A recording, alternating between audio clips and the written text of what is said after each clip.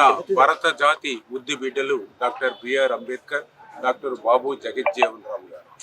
విభిన్న సంస్కృతులు, విభిన్న భాషలు, విభిన్న ప్రాంతాలు ఉన్నటువంటి భిన్నత్వం అనేటువంటి భారతదేశం ఈరోజు ఏకత్వంగా నడుస్తూ ఉంది అని అంటే, ఒకటి డాక్టర్ బిఆర్ అంబేద్కర్ గారు అందించినటువంటి రాజ్యాంగ స్ఫూర్తి, రెండవది డాక్టర్ బాబు జగజ్జీవన్ రావు గారు ఆయన నిర్వహించినటువంటి శాఖల ద్వారా విభిన్నమైనటువంటి సంస్కరణలు తీసుకురావడం.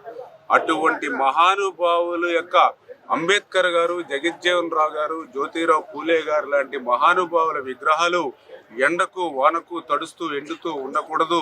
ఖచ్చితంగా అటువంటి మహానుభావుల యొక్క విగ్రహాలను సంరక్షించుకోవాలనేటువంటి ఆలోచనతో నేను 3వసారి శాసనసభ్యుడిగా, మంత్రిగా ప్రమాణ స్వీకారం చేసి పాలకులు నియోజకవర్గం వచ్చిన తర్వాత నేను చేసినటువంటి మొట్టమొదటి పని, నా నియోజకవర్గంలో ఆర్యపేట, దళితపేటలో ఉన్నటువంటి అంబేద్కర్, జగజ్జీవన్ రావు గారి విగ్రహాలకు సంబంధించినటువంటి స్లాబ్ నిర్మాణ పనుల్లో ఆ రోజు శ్రమదానం చేసి ప్రారంభించి నా నియోజకవర్గ పనుల్ని ఆ రోజు ఒకటే చెప్పారు, నా నియోజకవర్గంలో ఉన్నటువంటి ప్రతి అంబేద్కర్ గారు, బాబు జగజ్జీవన్ రావు గారు, జ్యోతిరావు పూలే విగ్రహాల సంరక్షణ బాధ్యత నేను తీసుకుంటానని చెప్పాను. దానిలో భాగంగానే ఈ నియోజకవర్గంలో ఉన్నటువంటి ఈ మహానుభావుల విగ్రహాలను, మన భరత జాతి ముద్దుబిడ్డల విగ్రహాలను సంరక్షించుకునేటువంటి బాధ్యతలో భాగంగా ఈరోజు మరి 18వ వార్డు మన శ్రీనివాస డైలెక్స్ రోడ్డు దగ్గర ఉన్నటువంటి మరి అంబేద్కర్ గారు, అదేవిధంగా బాబు జగజ్జీవన్ రావు గారి విగ్రహాలకు ఈరోజు భారత గణతంత్ర దినోత్సవ రోజున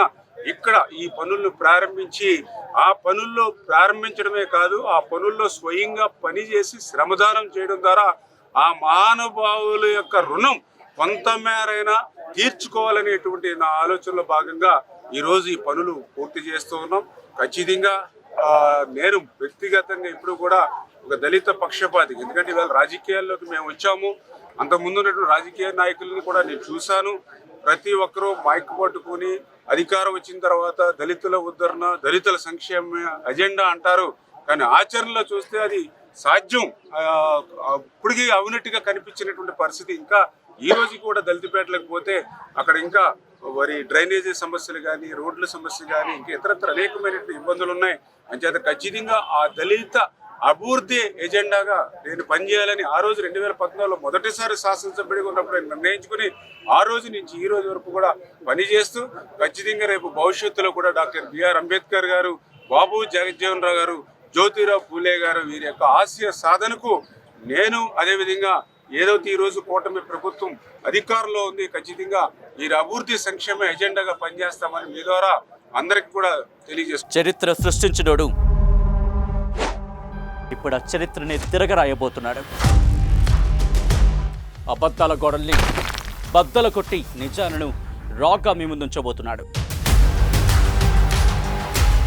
నిజమైన వార్తల కోసం వెంటనే డౌన్లోడ్ చేసుకోండి రా యాప్ని.